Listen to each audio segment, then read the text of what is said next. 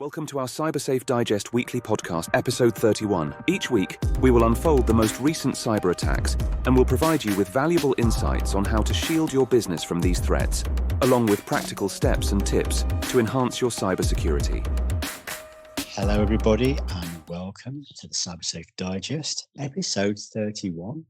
I'm Martin Roberts, Managing Director of New Ways, and I'm here with my colleague, Toby Stevenson, Chief Technology Officer at New Ways. Toby, where are you this week? Not in exotic climes, unfortunately. I'm back in, well, I was going to say sunny England, but it's not really that sunny. It's drizzly England. So yeah, I'm back at home now. Okay. Well, I mean, it's sort of exotic in its own way, I'm sure. Good. So you were away last week at an industry event. Yes, correct. Yes, yeah. The one specifically targeted towards the managed service provider community, of which we're a member of. Absolutely. And we like to go to these things, not because they're jollies, because they're certainly not. They're very tiring, which is actually why you go more often than I do. but importantly, we have to keep abreast of trends in the industry and what's happening. It's a great forum for it, and we get to see new products and new things, but also emerging news and technologies. What was the big theme last week? There was a lot of talk around, unsurprisingly, I'll add, a lot of talk around AI, but with a specific slant on the security that can be evaded or is required to properly implement the use of AI. So we spoke previously about how AIs can be used to craft very convincing phishing emails and things like that. This was more about the security required within an organization if you are wanting to take advantage of these technologies. So if you wanted to use chatbots and things like that within your business, how do you make sure that you've got good governance around them? How do you use those securely and responsibly? Okay, I guess there's a problem, and we've often experienced this before, Toby, where there's an emerging technology. Sometimes IT departments and organizations are slow to adopt it because they want to be cautious. Yeah, they want to understand how it works, nuts and bolts, down to the last detail, so they understand what they're getting into. Yeah, whereas individuals within the organization might sort of race off in different directions and can't wait for the official line. Yeah, exactly. Yes, they see the immediate advantages and throw caution to the wind and start consuming. Well, we have to be fair here to say that the individuals, we're talking from a very MSP centric point of view or management point of view, and throw caution to the wind is people they see these new technologies, they want to use them, they've heard great things about them, and that they're often pioneering individuals within an organisation. Slightly tongue in cheek. Previously, what tends to happen is that it's a great reason for businesses to try and be on the front foot with technology adoption, because it means that they're in the driving seat and they have more control over how such technology is used and adopted. You're absolutely right. A team of individuals, maybe they are in a content creation department, or they are some other externally facing department. They read on blog posts and on websites, and they hear from peers in other organizations how some of these tools perhaps accelerate content creation or help proofread or fact check and all that kind of good stuff, things that people are good at but take a long time to do. Some of these tools can expedite things, and we're talking specifically around things like ChatGPT and so on. And in their bid to be better and deliver faster, they look to adopt some of these technologies. And some of these tools adopt a freemium subscription model, so you can start off with a relatively basic free version that is gives you a flavor for it, but doesn't have all the bells and whistles that the paid for versions do. And the cost to entry in these cases is sometimes zero, or is very, very low, and people may be prepared to expense it, fund it personally, whatever, because if it's £5, £10 a month, they may see that it improves their life that much that they jump all over it. So we're getting to this area which we in the industry call shadow IT. So this is where for business owners, people who run businesses, people responsible for IT, CEOs, CFOs, but don't actually execute IT, they suddenly find that somebody's coming to them and saying, I want to do this, I want to do that. Or worse than that, they find out somebody's doing something because something's gone wrong. And we call it shadow IT. It's outside the official scope of what's being done. And it's not, I mean, more importantly, it's not governed by the IT department or by who's in charge of IT or who's delivering that IT item. Yeah, And and really that's the biggest risks for the yeah, businesses, that they don't know about it, so they can't appropriately risk assess the impact of using that software in that particular way, and they can't put appropriate safeguards, protections, because they just don't know it yeah. happens. Well, I think there's two things here actually, and one I'll talk about from a strategic point of view. I've seen many businesses end up adopting a piece of software, CRM, things like that, which actually is not the best outcome for the business, but because it's been adopted under a shadow IT sort of thing. One individual said, "Hey, I want to use this," and started sharing it with his colleagues outside of the strategic direction of the company. But it becomes a fait accompli because suddenly everyone's using this and that's it. And then you end up building up large interfaces or it pulls your IT strategy out of shape and actually your IT spend out of shape because suddenly you're paying for it. It's not been a negotiated or planned event. Mm. But that's one problem with it. The other problem, the biggest problem that we face in the cybersecurity area is um, it's a potential gateway to compromise of the business Yeah, or individuals in the business. So, yeah, exactly. so did you learn any particular compromises or routes that AI is people are using AI are taking to get into a business? The usual phishing Yeah, things, and one of the, I guess, the unintended consequences of shadow IT, and we saw a lot of this at the start of lockdown a few years ago, when suddenly new systems came to the fore that people weren't expecting. You get a message that says, "Oh, because of lockdown, we've put all of our files into Dropbox or into Google Drive or something like that. Click here to gain access."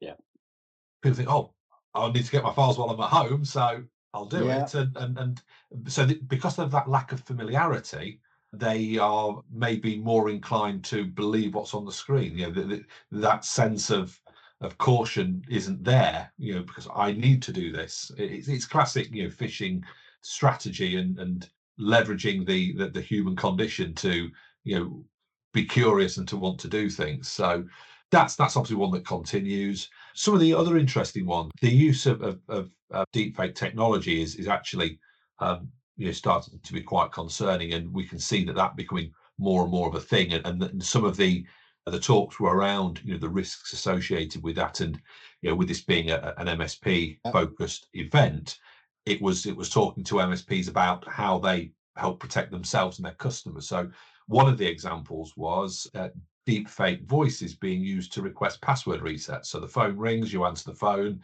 it sounds like Dave in accounts, yeah, and he says all the same kinds of things that Dave does because that's how these clever things work. And you go off ahead and reset a password and you verbally communicate that password over the phone to him because, hey, it's Dave. I can tell him his new password and tell him he's got to change it when he logs in. But actually, it's not. It's some threat actor somewhere else, and they've just harvested the password information, and you can use that to move onwards. okay. Yeah, absolutely. Now, I'm just going to take a step back actually, because that unfamiliarity thing is actually really interesting and will lead to a spike without a doubt Mm. in attacks. Because when you've been using a technology, a website, a suite of websites and resources that you normally use to do things, you're familiar with what you're getting. Mm. You're familiar with the emails. You see the pattern in the emails that you're getting, which are advertising to you and all of that sort of thing. And you can recognize more obviously, or with a little bit of skill, that an email from that company, that site, is actually not right. Suddenly, we're getting to a whole new world where one of your colleagues will say, "Hey, I'm using Chat GPT. I'm using this AI. I'm doing this. I'm doing. Hey, you ought to try it." And perfectly legitimate discussion to have. But suddenly you'll be getting deluged with emails from various sites and organizations or reported organizations saying, hey, you need to be doing this. And, hey, look, is there a Chat GPT logo right now? Is there a recognizable thing where you look at the screen and you go, hey, that's Chat GPT, and the email associated with that is a Microsoft one or whatever. And it's going to take us all a little time to get familiar with what is a legitimate looking email from such an organization. Yeah. And that's a window which will last some time until it gets large adoption, where people will go, oh, I've talked to Fred about this in the office about, oh yeah, I've got an email here. I'll look into this. Click on that link, and off you jolly down the rabbit hole of a phishing scam. So interesting. Yeah, just a general purpose. How do we help people familiarize themselves with what's a legitimate source? You've got to just learn the hard way, I suspect. Yeah, it's really difficult, and it's something that you could incorporate into a security awareness training campaign. The thing that adds power to this whole recognizing what good looks like is being clear as an organization what software you're running and communicating that. We are going to be using X, Y, and Z, and any other software is unsanctioned, unapproved. So therefore, if you get a meeting request coming from the MD and it's on Zoom, and you only ever use Teams, you might be suspicious. Whereas if you've got a rule that says we've got Teams and Zoom, then Zoom comes in, you're less concerned about it. So I mean, the key thing here for organisations is you need to have a strategy. Now, in terms of AI, and actually all software use and all things that you're doing, but you need to have policies that people understand. So you need to have those policies. You need to make sure people read them, accept that they've read them, and what the implications are. You need to communicate about it to say, we are doing this. We don't do this, and there's consequences of going against the policy. And I guess AI is coming. It's going at a huge pace, and these things are, and we need to work out if it's a bandwagon yet. It's certainly begin to hear those wheels creaking as they start up, and people are jumping on it. Companies need to take a view. There's definitely a case of FOMO here, fear of missing out. Absolutely. Get on there and get the rewards. I mean, a lot of the vendors that are offering these AI solutions are touting fantastical efficiency savings, in time and in money. Whether they can ever be attained and realized at the levels they're saying remains to be seen. And there's definitely some huge advantages in some areas. I mean, just content creation alone, the lucidity and the eloquence of the latest iterations of these systems is just staggering, and the way that they are iterating and getting better and better. So there's definitely a case for it, and I can see how people would take something like ChatGPT, install it on their phone at home, think, hey, I can use this at work. This will help me do X, Y, and Z, and then kind of transition over to that, but without really understanding the real danger. So the dangers are, unless you are on unless it's explicitly verified and stated in your terms of use, anything you put into that chatbot, so we call it a prompt, anything you prompt it gets fed into their training data. Now, if you ask them, what is the capital of Outer Mongolia, that's not that big a deal. But if you say, oh, can you turn these Word documents into a PowerPoint presentation for me? That's all that data that's going up into the public domain. And the output that is generated goes back into the training data to say, this is the output that came back and this is how well it was received. Now, certain solutions will ring fence your prompt activity and keep that from entering the training model. And you can therefore have a high degree of confidence that if you start putting in company confidential information, It's not going to be abused, shared accidentally. So it's a few months back now, and it kind of illustrated how these LLM solutions are only as robust as the people that program them. And there's actually a growing set of researchers that are doing their best to bust out the guardrails. That's what they do.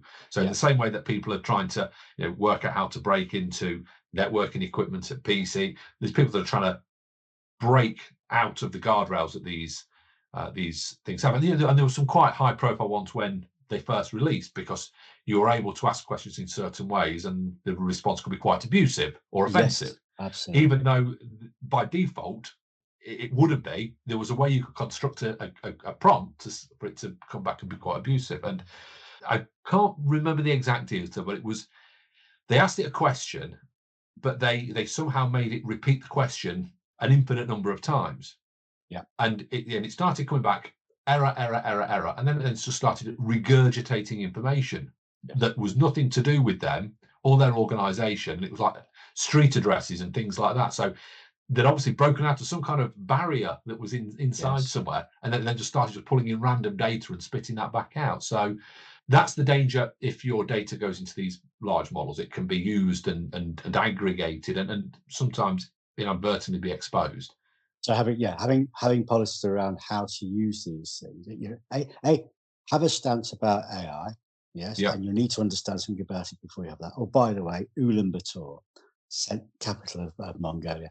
I can never help myself.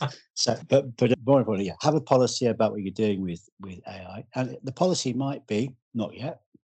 The policy might be, well, we'll set up a working group, but certainly one policy should be don't do anything individually without going by us first.